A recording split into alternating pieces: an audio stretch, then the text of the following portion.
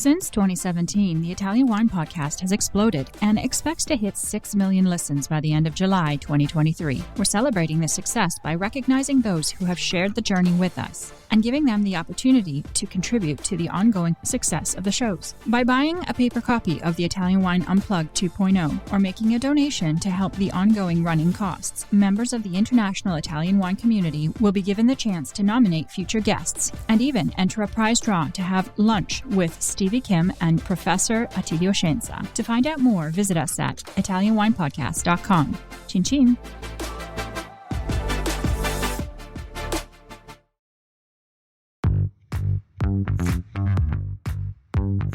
Welcome to this special Italian Wine Podcast broadcast. This episode is a recording off Clubhouse, the popular drop-in audio chat. This Clubhouse session was taken from the Wine Business Club and Italian Wine Club. Listen in as wine lovers and experts alike engage in some great conversation on a range of topics in wine. If you enjoy listening, please consider donating through ItalianWinepodcast.com. Any amount helps cover equipment, production, and publication costs. And remember to subscribe and rate our show wherever you tune in.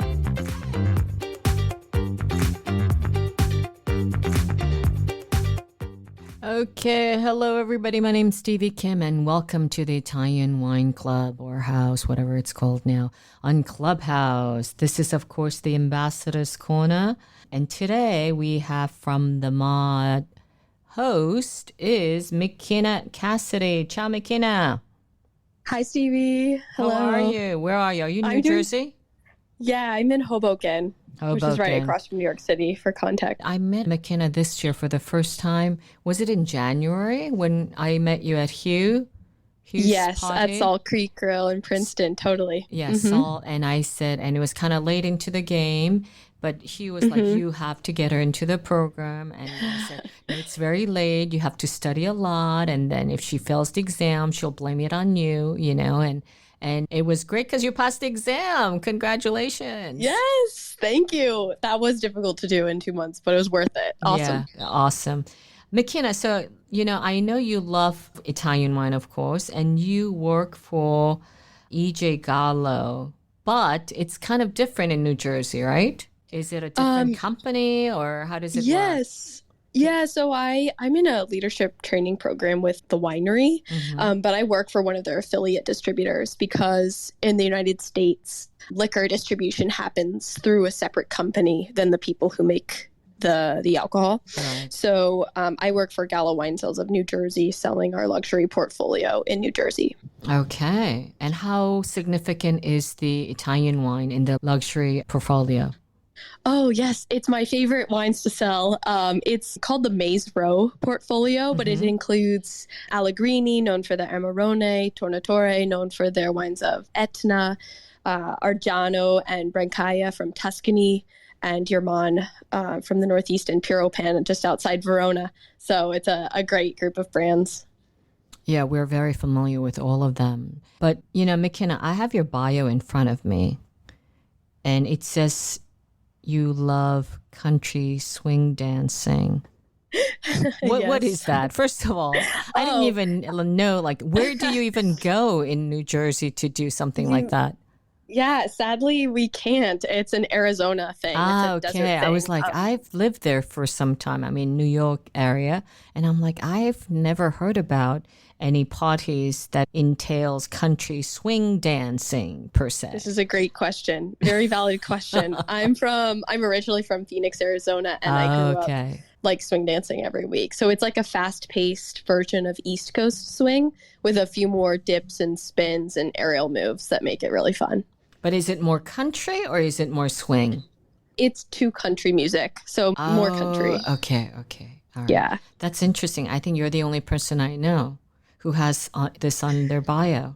So congratulations. This is an important part of my life, yes. Okay. But I mean, professionally, of course, you're a certified specialist of wine, certified sommelier, and the most important thing is that you are a VIA Italian Wine Ambassador now. So congratulations again. And thank you. We will go on to the show. This week, it's kind of the summer marathon, as Leica would like to call it. Leica's right there. And ciao, Laika. Hi, Stevie. Have you guys started the aperitivo without me? Oh, no, we're waiting for you before you go to Pompeii. Okay. No, because we're closing up the office for a couple of weeks, but don't worry, we will still be podcasting every day. Is that correct? Yes, that's right. Okay. So Joy's no longer with us, and Laika is kind of the main squeeze right now. So we did a podcast, a Clubhouse yesterday, today, and also tomorrow. Laika, you might have to fill in tomorrow because I might be, in Pompeii. Okay, sure. Okay. Alrighty. And who's coming up tomorrow? Tomorrow is Josie van Oostrom. She will be interviewing Heidi Bonanini. Oh, I'm sorry, I'll miss that. She's like highly energetic. McKenna, you met her, remember? She's the only Dutch lady. Yes, she was awesome. Yeah, and so she's she has incredible energy. So let's get back to the show today.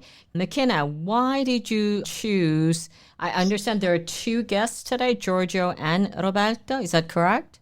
Yes, it's true. It's quite a treat. I met both of them very recently at Bar Convent in Brooklyn, which is a convention of spirits that takes place in both Brooklyn and Berlin. It's the only places it takes place. And I was attracted to the Coqui table because of the Barolo Chinato. And there I met Giorgio and Roberto, and they were kind enough to do this interview. I'm really excited about it. Oh, okay. So what are we looking into learning from your conversation today? What are the learning objectives? We're very geeky around here. Yes, and I talked to Giorgio about how geeky we actually need to get in this conversation. So first, it's pretty cool to get to learn about some more like higher ABV than just our normal wines. So Coqui Aperitifs and the history of that important brand is something we'll be discussing. And then Giorgio, Roberto, and their family are one of the co-founders of the Alta Langa DOCG project in Piemonte, which is a sparkling wine, obviously, in Piemonte. And I think that it's really important for the Via community to hear the story of Alta Langa and how that came about and what the founders were thinking when they were designing this vessel DOCG. And then lastly, the Bavas have their own wine label. So they're based in Coconato, which is like 19 miles northwest of Asti and about 30 miles east of Torino. And so they have a beautiful vineyards and grapes they vinify in Coconato as well. So learning about that. Okay. So I'm going to hand over the mic over to you, McKenna. And before we go, I just wanted to remind our audience that all of our Clubhouse calls are replayed, of course, on Italian Wine Podcast. By the way, we've reached 1,500 episodes and 6 million listens just recently. So we're very, very happy about that. And also the book, Italian Wine Unplugged book, has received the OIV Wine Award. So we are very excited. Everyone is happy around here before going on their holiday. So, okay, this is where I get to mute my mic, have a glass of wine with my colleagues, because it's kind of my last day before going off. And we'll come back to you towards the end of the session. Okay? Awesome. Thanks, Stevie. Okay. Ciao, McKenna. Ciao. All right. Hi, everyone. Again, my name's McKenna, and I'm here with Roberto and Giorgio Bava. Ciao, Roberto and Giorgio. Ciao. Ciao, buongiorno. Come stai? Hello. All tutto bene. All is well here. Thank you. Quick introduction. Roberto Bava is the president, and Giorgio is the export brand manager of Giulio Cocchi Winery. It's a boutique house of premium sparkling wines and aperitifs in Asti, Piemonte. And together with their family, they're also run the Bava Winery. So these are vine growers of classic and innovative wines in the Barolo and Asti areas. So it's pretty exciting. How is it in Italy today? I know you're going on vacation tomorrow too, right, Giorgio? Yes, actually, that's the reason why you managed to find both of us at the same time here in the winery. We are literally alone. Everybody's already gone. And that's why we could do this combo kind of father and son interview. And it's hot. It's good. Not like last year. This time is definitely fresher. It's a bit more windy as well. Anyway, we are curious to see what's going to happen in the vineyards, because this is the watching time. So probably the team will come back a little earlier for harvesting again. Everything is under control until today, except everything which is not under control, which is the weather and so on. Of course. Wow. There's always some variables you have to monitor. Anyway, so we are one of those old Italian family who only know what to do is making wine. So we've been there for several generations. The Bava Winery, which is the family name, has been there really for more than 100. Today we are 115 years. That's fabulous. But the family itself is wine grower back to the 1600, same place, the same vineyard. So one of those boring old family which grow the vineyard for a few 100 years. So we are this one, but we also have a lot of fun. And so we research, we are in some time visionary, maybe too early in some of these ideas of production. And actually, yes, the Vermouth story and the Alta Langa story are the new, interesting, cool story in Piemonte. And in Dapen, we are the one who really explore the two worlds. Yes, fabulous. And so I'll let you choose. Would you like to talk about Bava first or Cocchi, and then we'll save Alta Langa for after? You at the beginning we were talking about Cocchi because you met us at BCB and you were captivated by that part. So up to you. Perfect. I mean, we can do Cocchi first if you want. Okay, great. So for everyone listening, Cocchi is the aperitifs that they're most famous at least in America for the white one and the red one with the big rooster on the front. And they come with the aromatized wine with the herbs in it. You can treat it very like an aperitif, an amaro, things like that. And I know our guests will be able to speak even more eloquently about it. I recognize the Cocchi, but they also have the Vermouth di Torino, which I know Roberto is closely connected to. So for context, the Cocchi itself was born in Asti in 1891, and Giulio Cocchi was a young pastry chef at Piazza del Duomo. Is that right, Giorgio? Yes, that's correct. And I understand he fell in love with a daughter of one of the local bars in town, and then he opened the bar Cocchi right there. Is that how the story goes? Yes, the bar is still there. It was started with a kind of a mistake. Actually, this barman took off the train too early. He was going to Torino to make his own vermouth and sparkling wine. And he came out in Asti, and for some interesting things that happened, he married the daughter of the owner of the main bar in town. And since then, the bar is still there, still called Bar Cocchi. Cocchi is a mainly a Florentine name. It's not a typical Piemonte. So the story is true. It's recently a bartender called Giulio Cocchi. No way. Yeah, in Roma, at the Roma shop. So it was Toscan, probably. Yeah, it was one of the most bizarre moments of my career recently, actually, that I actually met at Giulio Cocchi. So I asked him for his driving license. I didn't believe it. Anyway, so the Cocchi family was there for long, and it was an incredible family. Just to mention that we're kind of inventor of a bar franchising, because 10, 15 years later, he was already running the first 7 bars, which became 12, including one in Africa and one in South America. So they were very dynamic. Giulio Cocchi himself was a botanist linked to his history in the bar. And he started to produce vermouth, but also one of those recipes, which is the Barolo Chinato you tasted, really became for him like a benchmark of the whole category. And also he was, if not the inventor, but for sure one of the first bottler of the category Americano, which is of course not a coffee and not a cocktail. It's an aromatized wine on the bitter side, closer to the vermouth, but using mainly gentiana, the blue flowers on the mountain, instead of artemisia, so wormwood, to give this bitterness. So it became a classic aperitivo, wine-based, and since then we still produce the same recipe with the label which was moving from the Statue of Liberty to the rooster, but today is the rooster, and is still winning as a natural, low ABV, agricultural product where you just need to add a splash of soda, some ice, and a zest of orange, and you have one of the best interesting and most interesting aperitivo in Italy. So we are sitting on jewel of what is the Italian gastronomy. The Barolo Chinato itself was one of these vin de rigueur, a wine also against fever. Remember, we had those unsuccessful campaign in Africa at that time, and Barolo Chinato was a kind of medicine, antipyretico, anti-malaria, thanks to its quina and quinine content. So still exists, they're a piece of history, and we still drink it. Barolo Chinato with chocolate, specific, with dark chocolate, but also as a wine for a cigar, for end of the meal. It's a boutique store, it's not an Amaro.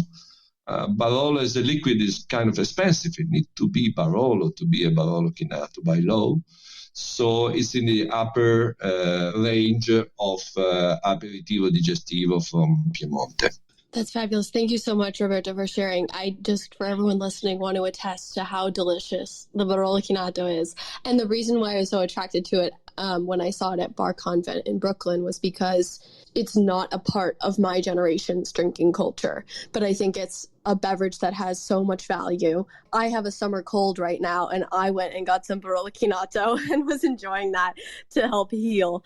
I just think that learning more about it is something so important, especially for, I'm mid-20s. And so for me, who's attesting to Italian wine with the Americans, teaching them that it's a part of life to drink Barolo Chinato or those aromatized wines during different parts of the day or different parts of the year is beautiful and delicious. And of course, being the Bava family grower and vintner, as soon we bought Cocchi, we took over the winery of Giulio Cocchi. This was only 42 years ago. It's a little story. 42 years for us is not a lot, being 400 years old. But actually, we really made a kind of upgrade to all the product thanks to our wine connection. So even Barolo Chinato comes from our estate in Castiglione Falletto.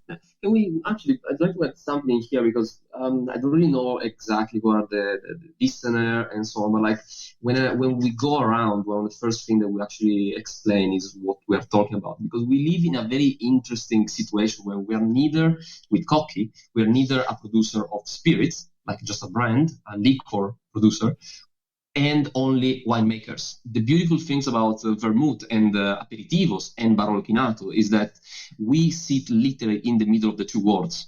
So the exciting thing is that we've been able for the last 40 years to talk both to sommeliers and to bartenders. And this is where we really had to, it's been interesting because when me and my father, we go around, we always have two different hats. We go around with our bartender vermouth hats and we talk about Negronis, we talk about Manhattan, we talk about essences, extract, and then we martini cocktails. And then we also go around with our winemaker's hat when instead we talk about tree selling systems and we talk about vinification. When, for example, just because we mentioned Barolo Chinato and vermouth, these are aromatized wines, wine-based product with a natural extraction of botanicals, sugar and spirits. That's it. That it's just something that I discover in my little career that is not clear for everybody. Many people still consider vermouth a spirit or treat it as a spirit, like leaving it open for months or years on the back bar. Instead, the first thing that we always say when we do any kind of training or presentation is, this is wine, this is natural, this is agricultural. Once open, keep it in the fridge. And it sounds silly, but it's literally how we build these products, almost this category for the last, 20 years of growth. I can say. Actually, it's a bridge between a wine list and a cocktail list. So it's in the last page of the wine list, dessert, end of the dinner, digestive product for a sommelier, but also the first category in a cocktail list before touching the spirits themselves. So it's quite an interesting category to explore. This is where the renaissance of vermouth came out. Vermouth was for long a boring product, I would say, in the 80s, the 90s, etc. And when we came out with this new energy to underline the wine side of vermouth, asking our colleague to write together the law for the appellation Vermouth di Torino, then it was like, wow, like a new birth for the category. So those were like the early 2010, 2012, and Cocchi definitely was the pioneer in this. And thanks to God, all the industry has been joining and following. So we created also altogether the Consorzio di Tutela, which is the Italian European way to guarantee and control the quality and the production. So today, Vermouth di Torino is the only guaranteed product with an appellation in the vermouth world. I'm not sure if we're going too much outside the path. If McKenna, you have some, if you want to steer us in some directions, please do interrupt us, because we tend to easily talk for the next 3 hours. Of course. No, you don't feel like I left you to your own devices. You were saying things of such value. I was letting you go. But I did want to add, so it seems like sommeliers can continue supporting Italian wine even on their spirit, like in their cocktail list, even though it's an aromatized wine. Not only do we focus on honoring Italian wines on our wine lists, but also on our bar menus because of the aromatized wine that Cocchi is, which is really, I think you made a great point there. And what I thought was partly cool about when you're consulting with bartenders, do you ever talk about that futurist mixology? Because Cocchi came about in the Belle Epoque era around a lot of like futurism artists like Pissarro, Degas, Toulouse-Lautrec, which are artists that I personally really enjoy. This is bridging the 20th century. Do you ever talk about the futurist mixology and what those drinks look like? Of course, those were the years. So the 20s, the 30s, even earlier. And actually, there's a kind of vintage, elegant vintage also in our communication. But even more, we have been researching on this, finding that Italian futurists invented cocktails. And considering that everybody link Italy mixology normally to Negroni, Bellini, well, very few, you can count on one hand. At the very end, the futurists, painters, architects, musicians, poets, they made original cocktail. But during the autarky, they couldn't call them with an English word. So the original name was polybibita, like a multi-drink.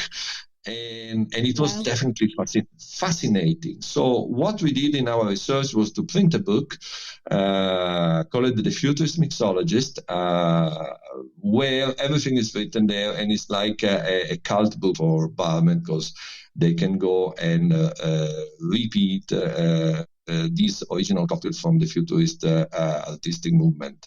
So yes, it's the cultural side of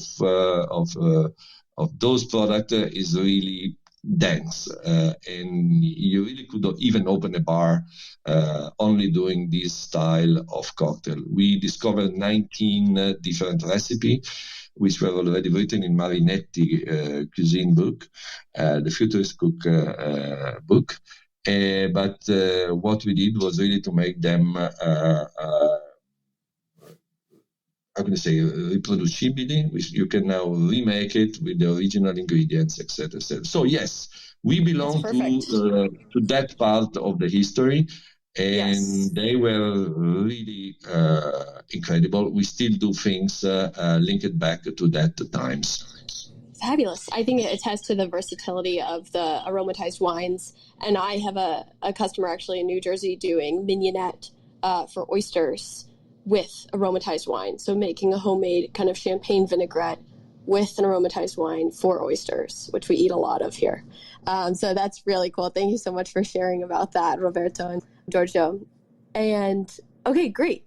So let's maybe make sure that we have time for everything we want to talk about. So we'll continue on to the Alta Longa questions.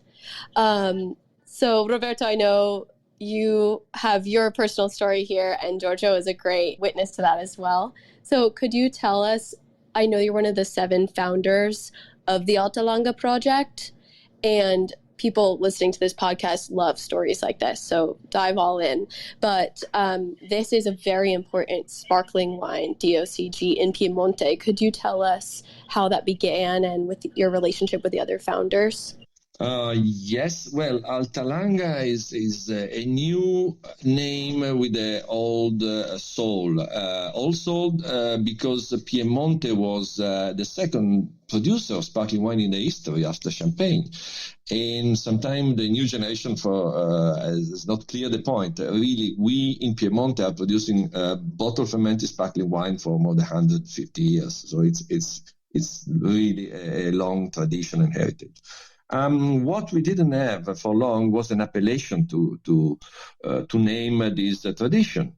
Actually, we were even producing our sparkling wine millésime in the 70s, the 60s. It was called Giulio Cocchi Riserva. That's it.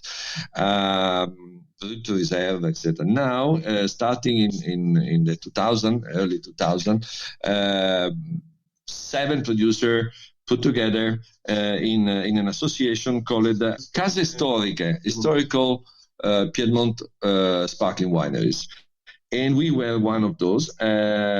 So altogether, they understood it was time to give a name and to give a protection, to write protocols on how to make the perfect sparkling wine from Piemonte. In an evolution of meetings, etc., they started what is today the Altalanga DOCG. It's more than just a sparkling wine. It started like an anthropological project because remember, we are all familiar with the Barolo area, the borough of Piedmont of Barolo are there, the 11 common, but out of there, there's a world. It's the upper hills around Barolo, but also going to Alessandria and Asti district, where the area was kind of poor. The price per hectare was ridiculous compared to the high expensive Barolo hectares price of today. And people had to look for a way to sustain themselves living in the upper hills there. I mean, goat, cheese was one, hazelnut, but actually you had really not so many reasons to live up there. It was not economically sustainable. So the planting Chardonnay and Pinot Noir up there became an incredible opportunity. And also for the appellation, we started from zero in a way, planting the perfect clones in the perfect position. So it became step by step, and it is coming to grow and grow. An incredible opportunity, not only for producer, but for the whole region up there. That's great. And so what is the altitude of these highest hills in the Langhe where the Chardonnay and Pinot Noir are planted? The law who define Altalanga requests 250 meters, but actually the average is upper. It goes to 400 and even to 800. Think about it. This is also an opportunity to fight the weather change, because we need grapes to grow in a different weather, where you can harvest in a different time compared to the Nebbiolo da Barolo. So you need acidity, you need a certain soil. So we found up there the perfect scenario for this project. It's now 25 years roughly of history. Every vineyard was planted to become Altalanga. That's it. So you can't plant Chardonnay or Pinot and do white wines, red wines, what else? You are involved in a precise project, and this is the Altalanga. So even in terms of fermentation and staying on yeast, etc., this is very precise. Altalanga needs to stay at least 30 months on yeast, which is the longest possible in compared to other similar products. And it's always vintage, is that right? It's only vintage, yes. There doesn't exist the non-vintage. So it's very precise. Yeah. The clones are mainly from Burgundy, but actually there are several vineyards. It's not only one clone, and as you well know, a great sparkling wine bottle fermented starts from a cuvée.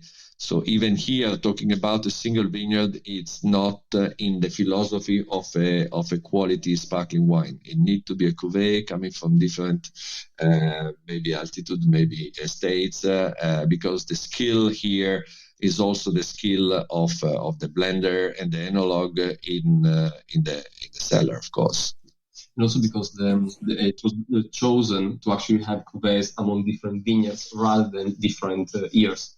Because the producer really wanted, the enologues really want to show the different variation, the different years, and so on. So that's why the disciplinare, the law, is very strict on this. So no non-vintage, only single vintage, but the area itself is quite broad. It's quite wide. So they're also quite interesting. And only Pinot Noir and Chardonnay, I'm not sure if that's interesting about the production, because it's only 3 million bottles today. It's going to grow step by step, but it will never double in a year or 2 years. I mean, the growth has been very instrumental to the sale, also to the plenty of the vineyard, etc., etc. You cannot go and buy some wine generic and make of it an Alta Langa. That's a fantastic strict point. Yeah, the consultancy was actually in allowing new vineyards to be planted, new vineyards to be allowed to produce Chardonnay and Pinot Noir for Alta Langa. So it's been quite hot and in demand recently. And production doesn't even meet demand. It's been really, really requested. It's very interesting to talk about the territory, the land, the project itself. We haven't talked about the long-term contracts that we all have with farmers, with growers of the lands as well. Yeah. We support small farmer to grow and to plant their own vineyard, and we guarantee their continuity in terms of money. And the price of grape is definitely a premium price, so that they can resist and stay in a land where it's really not always easy. But back to your question, yes, we have a very good connection and became friends from the original group of producers, which were Bersano Riccadonna, Fontana Fredda, Gancia, Martini Rossi, Serafino, even Banfi, and of course Cocchi. Actually, the man here was more my brother Giulio, who was one of the president there, and also has been running the consortium for 9 years recently. So he's really the one who had in the family the vision with those first names. Now producers are around 50, I guess. So it has been also growing in a proper way, step by step, and now it's a real serious story for the future. The key is that for us, for Cocchi, Alta Langa is not just an extension of a line.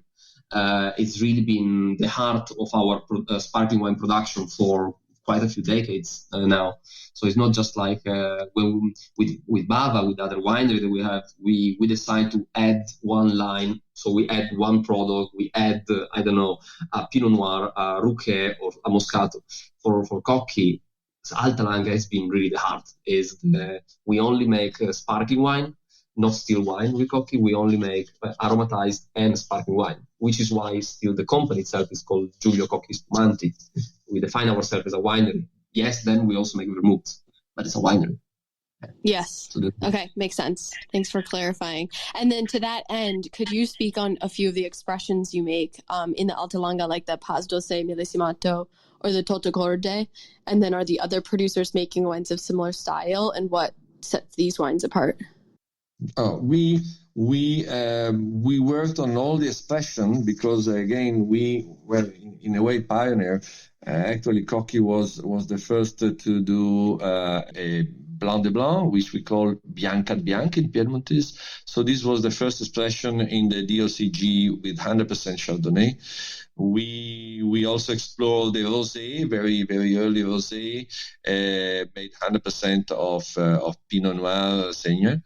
The classic Totocorde is the classic 70-30, so Pinot Noir and Chardonnay, in a way the French cut. Led by Pinot Noir, in our case. And Totocorde also was the first expression of this challenge. The name itself is from Latin totus cor, with all your passion, with all your heart.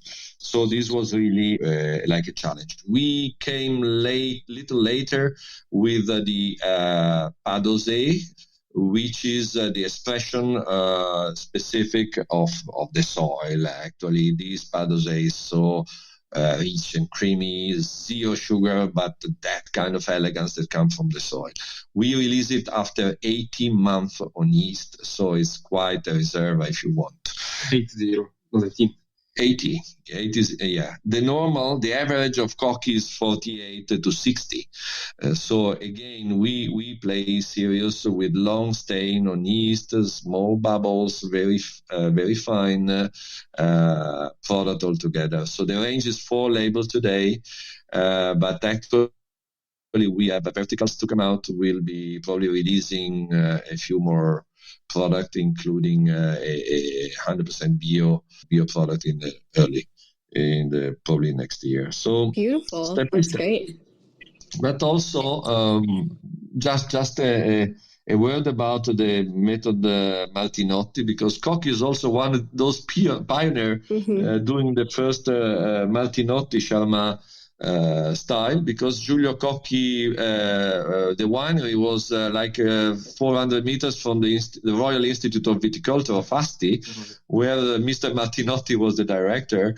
And when we bought the building and we went on making Cocchi in Asti, actually we had very dinosaur of Cuba close to do sparkling wine.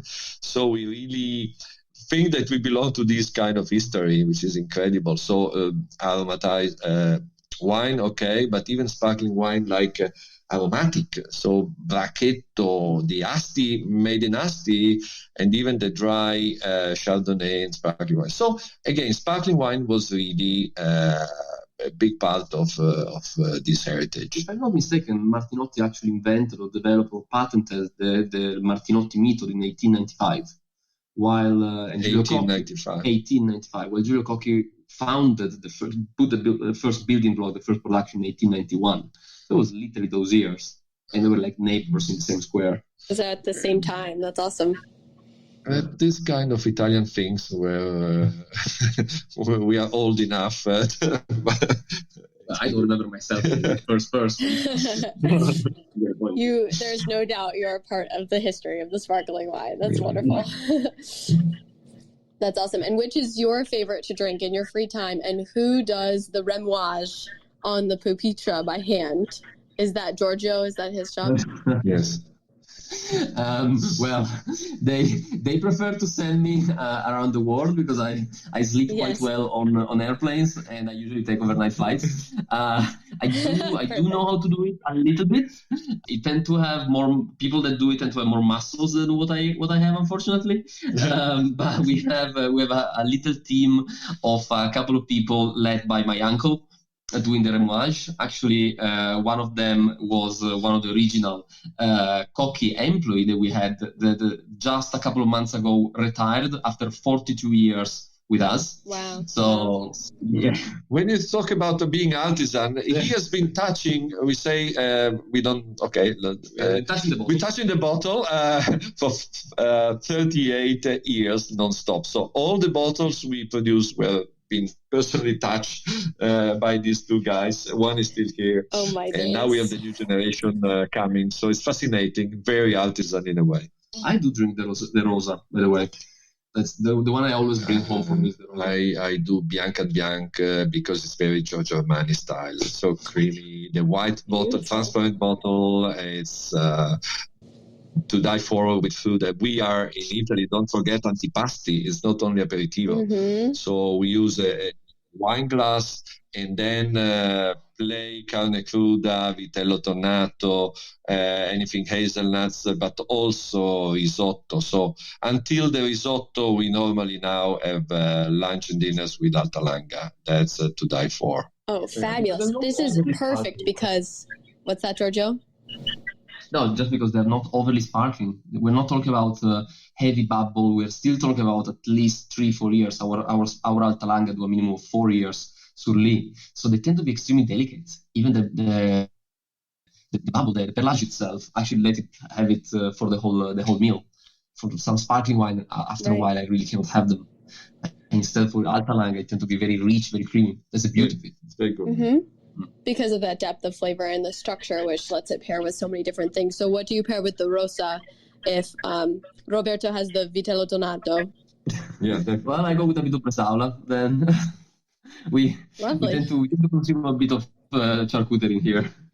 Well, remember that the aim is to drink it around the world and not only in Monferrato or Langhe. So actually, there's a big exercise with foreign cuisine and international cuisine. 3 days ago, I was in Cancun with Virgilio Fernandez, was the best chef, number one, best 50, and Enrico de Flinger. So super chef, we have been using Bianca Bianca with Mexican food, and this was phenomenal. So don't limit it to local ethnic Italian food. It's really open to good food around the world. That's great, because I'm from the desert where we eat Mexican food weekly and almost daily, like quesadillas and tostadas and enchiladas. So it'd be fabulous, so I can have your wines with it now. That's great. And then I'm so excited because I've been on the Bava mailing list for several months now, and it's been so fun because I have my cookbook that I got, which is this really awesome food and wine book. So now I know how to make vitello tonnato, and I can make agnolotti and several that go with not only your Alta Langa wines, but I think also your Bava family wines. Let's transition into your family's winery. I remember it was founded because I think someone was building a railroad through the land, and they started making bread and wine to give to the workers. Is that kind of how that story all started? Yes, that's correct. I don't recall we had time at BCB to talk about it, so you did very good research. Well done. Yes, that's a story. That is a true story. When the family actually moved from the top of the hill here in Coconato, where we had our historical farmhouse since the early 1600s, they simply moved to the valley where they were building the railroad. Would have been the railroad, and so there was the occasion to build a restaurant there and an oven, a bread making oven for the people there and for the surrounding farms. And then, of course, the wines that the family used to produce start to be sold there. And that's how everything started and grew. From there, we started shipping wines with the railway, and then things start from there. We've always been quite focused on Monferrato. We're literally in the center of the north part of Monferrato. So we have a very big variety of different native grapes. We spend our time talking about how many different grapes we have in here. Of course, mostly Barbera in terms of production.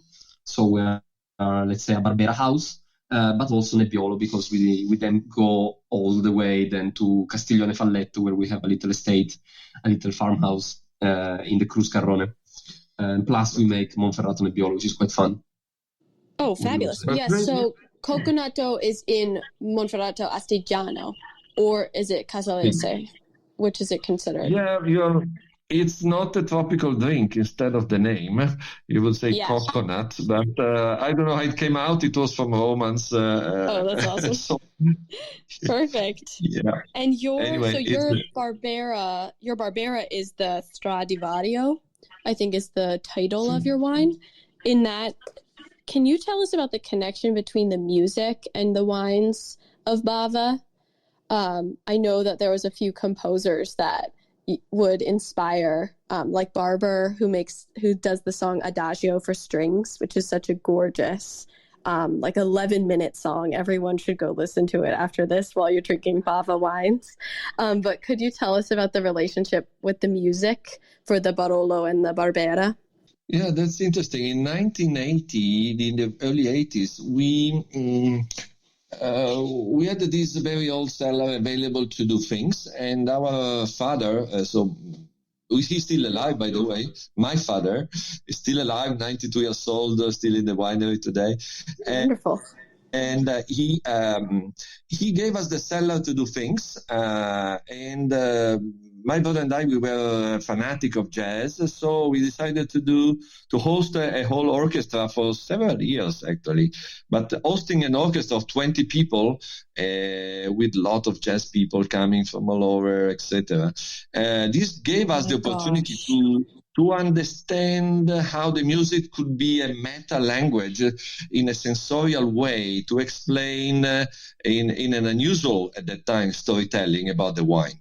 So we have been asking those musicians coming to play something like acidity, body, aromas, etc., using something which was very early for sensorial marketing, which is today normal. But at that time, having jazz in the cellar, this was Robert Mondavi in Napa, and actually it was us. So the only two funny scene like out of the box.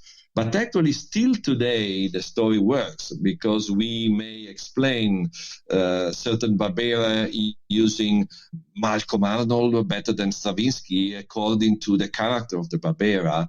And it's not a science. It's written that if you ask people to taste the two different Barbera and pair it with different sound, they come to a point that probably higher acidity is better explained with violins, and low body wines is more double bass and viola d'amore, violoncello, etc., etc. So again, it's not a science. It's something that your brain understands. And we still do things after so many years. If you go in our Bava TV on YouTube, someplace passing maybe to the web. Yeah, it's a good YouTube channel.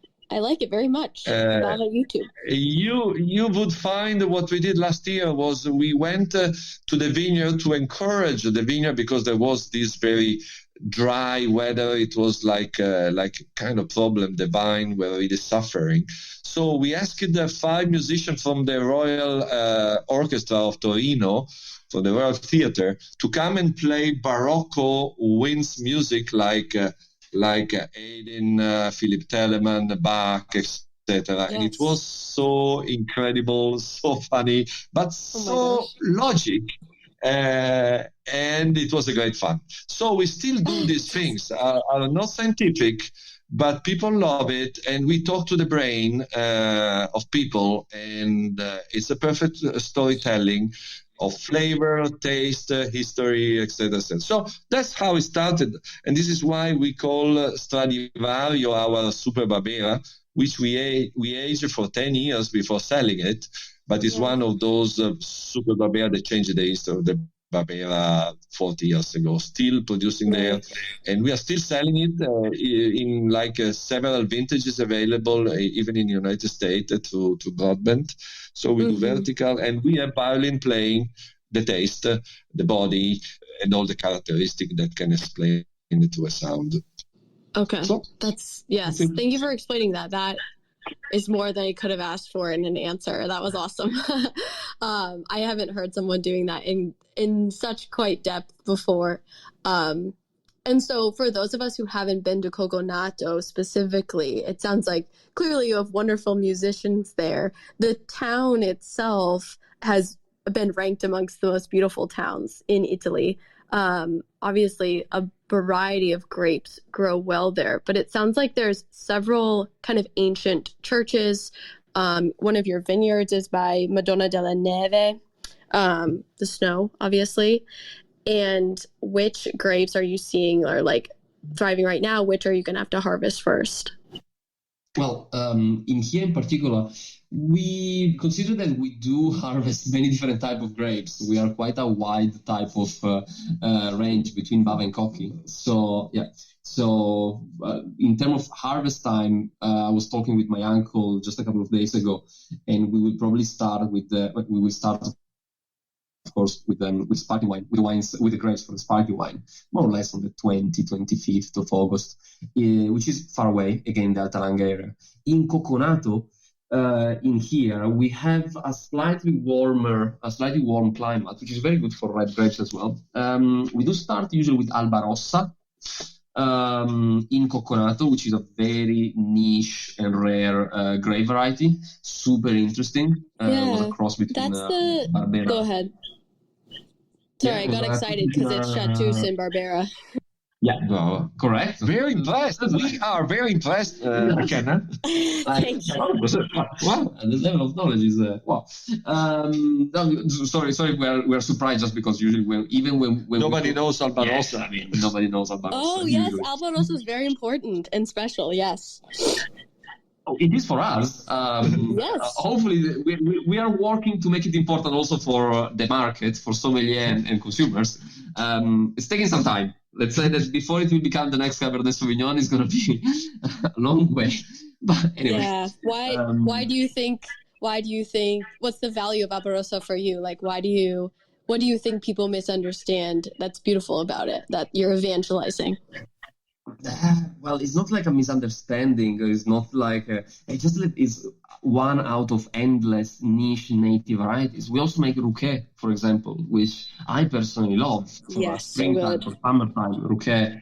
We do a steel tank version of Rouquet, unaged, unoaked, super vibrant, amazing. You can talk about Gavi, you can talk about native variety, you can talk about red Malvasia from Castelnuovo Don Bosco. I mean, that's why what I was saying at the beginning, Monferrato is crazy for so many small niche varieties. So it's not that it's misunderstood, it's just that there is a lot. There are a lot of fantastic varieties that are fighting for a space. Nizza itself, super interesting. I mean, even for Barbera, we talk about the difference in all the different soil, the different vinification. Yes, it is a grape that is made by many, many different producers in Piemonte. Fabulous. Yeah, it's like so detailed, I think. A different level. The way people understand is the storytelling. Oh, you cut out. Sorry, go ahead. Oh, yeah, sorry. I mean, I was saying that even because you are asking about the harvest time as well, like in Nizza is also slightly earlier, usually Cocconato. And that's now a Nizza DOCG. So that's even his own denomination. So even inside one grape world, we make a difference between different soil of Piemonte, of Monferrato, of the Asti province. Okay, I'm with you. And then could you just describe briefly the Piano Alto Cru and maybe like the Rosigana Hill? Are those like close to each other? What's different about them? For Piemonte standard, they're actually quite far from each other. Let's say from New Zealand or Australia, distances is nothing. But for us, it's something like a 30 minutes drive. Okay. So Nizza is in the south. If you take Asti, is in the south of Asti. So it goes is southern. It's more in the direction of Langhe, let's say. And it's what I would describe more rolling hills. So lower hills, you get less inclinazione, less. The altitude is lower. The altitude is lower, and at the same time you get more sun because there is not much shadow. Comparing to, for example, our steep hills in the Langhe area, steep hills in north of Monferrato, where our grapes get shadow sometimes. Nizza. Most vineyards, and I'm talking in particular in our vineyards, so I cannot really talk about the whole appellation, we get way more sun time. In the north, in Monferrato, in the northern part of Monferrato where we are, and for example our hill here in Cocconato where we make the Stradivario, it tend to be steeper. It tend to have like a richer soil. It tend to the soils give a lot. In particular, we have the oldest vineyard, the oldest vines here in Cocconato. 500 meters altitude. Oh, wonderful. How old are they? Oh, we go between 40, 45 years old. You said what vine are that old? That's both for the Barbera and for the Nebbiolo. So we'll be making Nebbiolo of Monferrato here for family reasons and family consumption, literally for hundreds of years. Right. Actually, the relation Monferrato-Nebbiolo is something new anyway. It's only 2 or 3 years has been made available and adopted. So eventually we have a name for this Nebbiolo, which is midway between the upper northern Nebbiolo, Gattinara area, and the Langhe. So it happened that this Monferrato is really in the heart and in the center geographically of Piemonte. And it's growing. It will. There's a new name to follow. So Monferrato Nebbiolo, and even Albugnano, one of these local villages with a 100% Nebbiolo grape next to Coconato. So again, it's never boring. Flavors, altitude, clone, titles. Right. There's so much to discover. That's fabulous. I have one more question, and then I'd love if you would share any last words you'd like to share about anything you do that you'd love the platform to share. I've just noticed that you make a Reales Blanc, which is Sauvignon, and I was just wondering in which of your vineyards that grows. And then I'll turn the floor over to you. I'd love to hear anything else you'd like to share in our last 3 minutes. Italian Wine Podcast, brought to you by Mama Jumbo Shrimp. We only have one vineyard of Sauvignon Blanc. It's like one of those tests to understand how these vines are adopted by the soil we have here. We discovered that the Coconato area is like an island of white soil, similar to Barbaresco in a way, and so suitable for white wine. We also have mines or quarries of chalk here, which is the crystal, so it gives very, very white soil spread around the vineyard. And so we were curious to understand what else out of the classic red. This is why years ago we were one of the very first Chardonnay estate here in Piedmont, actually. And Sauvignon was one of those. It happened to be good, less happy, if I can say, compared to other world Sauvignon. It's probably a wine will go on producing because it's very good, long staying on lees, etc., etc.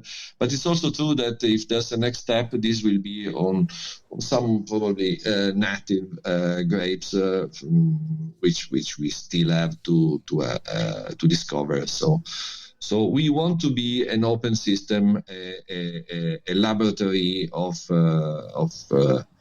varietals and diversity. That's wonderful. Your winemaking philosophy really coincides with our values at the Vinitaly Academy, because we spend a great deal of time talking about the native grape varieties and their stories of how they arrive to the lands they are in, and their uniqueness and the creativity and the different crossings. So thank you so much. I'll turn it back over to Stevie, and Roberto and Giorgio is so grateful for your time. Thank you. What was that? That was me. Oh my goodness, you guys, this was such a wonderful session. First of all, Giorgio and Roberto, I want to come to Coconato because what a fun name, just the name. I've never been, so I hope we can come and visit you very soon. Thank you for joining us. And McKenna, you give me hope for the next generation because how old are you? Thank you, Stevie. I'm 25 years old. Oh my gosh. I need more McKenna of 25-year-old McKennas because then I think there is really hope for the future of Italian wine. You were so competent, but fun and friendly, but in depth. I think Giorgio and Roberto would agree. She's incredibly knowledgeable in this area. And you really did your homework. No wonder you passed. Congratulations. And I hope you will bring more guests because I think this was a fabulous session, and I can hardly wait to share with the rest of the world on the Italian Wine Podcast. Thank you all very much. I'm going to join my staff at the bar now, so I'm going to close up the room. But thank you all very much. And McKenna, I know you're not even feeling well, so feel better. And I want to connect with you. I'm going to stateside on Sunday, and I'm going to ping you because I have some ideas for you. Okay? Fabulous. Please do. Talk then. Okay. Ciao, Giorgio. Ciao, Roberto. Grazie. Ciao, ragazzi. Thank you, Stevie. Listen to the Italian Wine Podcast wherever you get your podcasts. We're on SoundCloud, Apple Podcasts, Spotify, Himalaya FM, and more. Don't forget to subscribe and rate the show. If you enjoy listening, please consider donating through ItalianWinePodcast.com. Any amount helps cover equipment, production, and publication costs. Until next time, cin cin.